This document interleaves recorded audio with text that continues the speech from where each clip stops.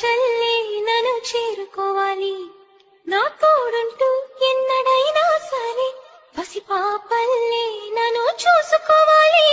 ప్రేమే పందిరై బ్రతుకే విరపూసే వేళ, మరొక్క మారను ఆ మాటే మనస్సు వింటుంది, పదే పదే ఎద నీ మాటే స్మరిస్తూ ఉంటుంది.